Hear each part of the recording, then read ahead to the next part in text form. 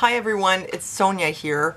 Last week the FBI busted a group of men who had been planning to kidnap the Michigan governor Gretchen Whitmer. The thing is that very quickly the rumor spread that these people were right-wing and even white supremacists, but wait till you hear who was actually part of this group. It turns out it included people who are against Trump, like Trump haters, and also people who support BLM. How did this turn into right-wing white supremacists? Probably thanks to the liberals and the liberal media. Before I start, I just want to give you a quick message from my partners at BioTrust. As we age, we lose collagen. We produce less and less every year, and taking collagen supplements is a great way to replace your collagen. And this is the one that I really like. It's called Ageless Collagen from BioTrust. It contains 5 kinds of collagen, including bioactive hydrolyzed collagen peptides. What I like about it is it's odorless and tasteless. It dissolves in hot and cold liquids, and I really like what it has been doing for my skin, and also my joints feel a lot better. So if you're interested, please click the link below, and if you order through the link, you can get as much as 51% off. So okay, here's what happened. This is really mind-blowing. It's a perfect example of rumors spreading. It's a perfect example of politicians putting a spin on a story for their political ends. Very quickly after these guys were busted, it was reported in the media that they were right-wing, even white supremacists, like I said. See, here's an article from The Guardian. An FBI affidavit exposes the disturbing details of a right-wing group months-long effort targeting Gretchen Whitmer. And the Democrats actually blamed Trump for what happened in Michigan. They blamed the action of these people on some tweets he had made, but I'm going to show you that that's actually impossible. And the tweets he made were not intended for these people at all. So let's start a little bit with who was busted and what they were actually busted for. So here are the main 5 guys who were originally busted. They were plotting to kidnap the Michigan governor Gretchen Whitmer, try her for treason, and create a society that follows the Bill of Rights and where they could be self-sufficient. According to the FBI, they also planned to attack the state capitol and fend off police using Molotov cocktails. They met in the basement of a store where one of these guys was living. And this is where they came up with all their plans, but the plot was foiled by one of the members of the group who turned out to actually be an FBI informant who handed over recordings of the meetings. So Governor Whitmer was quick to blame Trump for 3 reasons. One, a Twitter post from April 17th where he said, "Liberate Michigan." A Twitter post from May 1st where he recommended that the governor negotiate with these people. Well, I'll tell you what happened with that. And third, for his comments during the debate where, when asked to condemn white supremacists, he said regarding the Proud Boys, they should stand back, stand by. So Whitmer said, "Just last week, the President of the United States stood before the American people and refused to condemn white supremacists and hate groups." By the way, it's not true that he refuses. He's actually done it many, many times. "Like these 2 Michigan militia groups, stand back and stand by," he told them. Stand back and stand by. Hate groups heard the president's word not as a rebuke, but as a rallying cry, as a call for action. As in, because of what he said at the debate, that's why they came up with this, which is absolutely not true, because the FBI had already been investigating this group since, according to them, early 2020. Early 2020 could refer to me, early would be like January, February, March. Not, spring, but early seems like the first part. So that would have been before Trump even made his first ever comment to liberate Michigan. And the comment "liberate Michigan" was actually intended to the governor herself, because what she had done was put the state under the most draconian, the most extreme lockdown in the entire country. And the comment then on the 1st of May, where Trump was saying the governor should negotiate, I know that some people assumed that this meant that he was recommending that the governor negotiate with the protesters. At the time, there were armed protesters showing up to, into the government buildings to try to get them to end the lockdown. But he wasn't recommending she negotiate with them. There was actually a story behind this.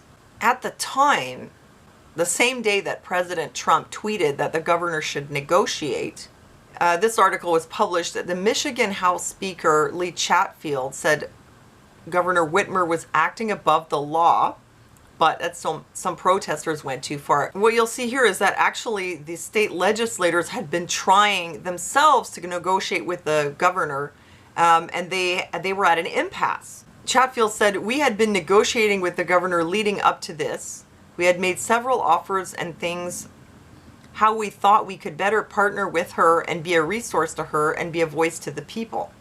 We did not extend the state of emergency because we want to come back in and get back to the regular democratic process and move our state forward together through the crisis. The governor declared yesterday she is above the law. She no longer needs the legislature, and she unilaterally extended it."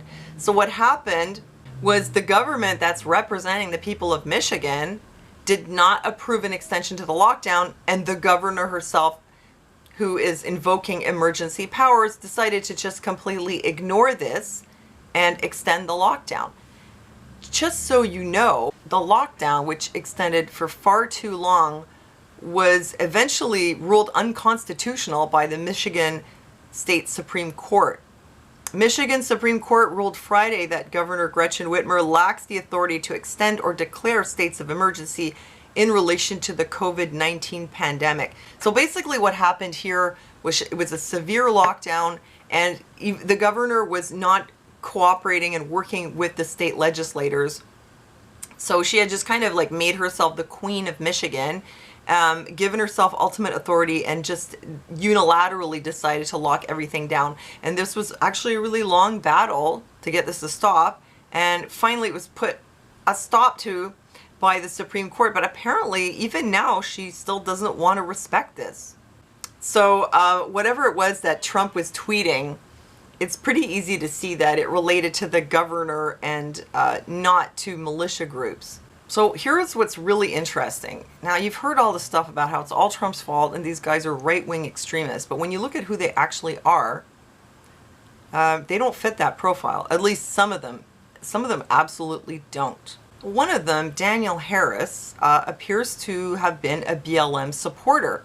He was seen at a Lake Orion, Michigan Black Lives Matter protest in June and was actually interviewed by Oakland County Times.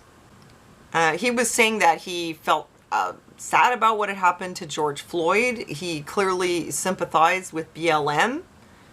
He was against police brutality. He had a military background, and he was saying that these so-called non-lethal rounds really actually can be lethal. And he says, "We went to the BLM protest yesterday in Lake Orion to show our support, that everyone's voice should be heard, no matter the color of your skin. Protesting is important to me because it gives us all a voice to be heard." So, does that sound like a white supremacist to you? And then there's Brandon Caserta, who there are actually a couple of video recordings of him up on the internet, such as this one on Twitter, where he's actually railing against President Trump. Basically, he's a Trump hater. So I'm not so sure about right wing. No, Trump is not your friend, dude. And it amazes me that people actually believe that when he's shown over and over and over again that he's a tyrant. Every single person that works for government is your enemy, dude. Okay, that does not sound at all to me like a Trump supporter. And that's only one of two videos of Brandon Caserta.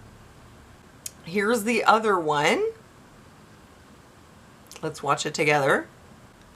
And they were literally violently thrown out of there. Okay. Now, they weren't violently thrown out of there by any of the bureaucrats or politicians.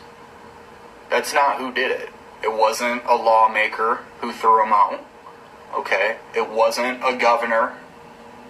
It wasn't a Secretary of State. It was an order-following police officer. Okay? And I'm going to show you some case law right now that will kind of guide you to the realization that these order followers are not here to protect you at all. And I really, really, really want to try to get you to understand that, because you are not going to achieve freedom by continuing to support these people under the erroneous belief that they're here to protect you. That's just incorrect, and we can prove this. So here he's calling the police order followers and saying that they're not working in your interest, which echoes a lot of what was said by a lot of people at these actual protests. He doesn't sound like a right-winger or a Republican. You see the A flag in the back, which is for anarchy. To me, he really sounds like an anarchist. Sounds like the kind of person that would go to one of these protests and stir up some trouble in the name of anarchy and overthrowing the system. Doesn't sound like right-wing white supremacy, though. And a lot of these protests, even though mostly these were left-leaning people, liberals involved, there was a presence of a certain amount of anarchists there. Okay, now there is the supposed leader, Adam Fox, and here is what the Washington Post had to say about him. Basically, he'd had a lot of problems, and he was living in a storage space underneath a friend's vacuum shop after his girlfriend kicked him out of her home. There are some articles online saying that he had been arrested for domestic violence in the past. Fox had recently suffered personal setbacks in his life, and federal investigators often worry that in cases of domestic extremists and terrorists, such reversals can act as trigger events, propelling them to turn violent ideas into action. In Fox's case, there were two such issues: his apparently rocky relationship with his girlfriend and near homelessness. So basically, this guy was on the down and out. I mean, he was really the proverbial basement dweller. Basement dweller and wife beater. Didn't say anything about white supremacy here, though. People have said to the guy who owned the store, "How did you not know you were housing a white supremacist?" And the guy said he was afraid the government was going to take his guns. I mean, really, no evidence that it really actually had anything to do with white supremacy. And another guy was William Null, who they say had appeared in public with a local law enforcement official. Barry County Sheriff Dar Leaf said he met Null several years ago when Null came to his office to vent about the Black Lives Matter movement. Leaf said Null wanted to start his own cause, My Life Matters, which he would eventually turn into what he called the Michigan Liberty Militia. Leaf said he would periodically run into Null at gun rights rallies in the state, and he seemed to be a very concerned straight shooting guy. Null told him he drove to Flint to pass out water bottles alongside those involved in the BLM movement. Handing out water bottles alongside those involved in the BLM movement doesn't sound like he was a white supremacist. I mean, look, at this point, I think you guys get the picture. This is like a hodgepodge group of weirdos with a lot of different political and social beliefs and a lot of personal problems. And yeah, there's one other thing which kind of occurred to me. They do mention that there were police informants who had made recordings of the group's meetings. So the group was infiltrated, had been infiltrated for some time. And then, you know, you have people who know these people who are saying, he wasn't a white supremacist. I had no idea. I had no idea he was capable of this kind of thing.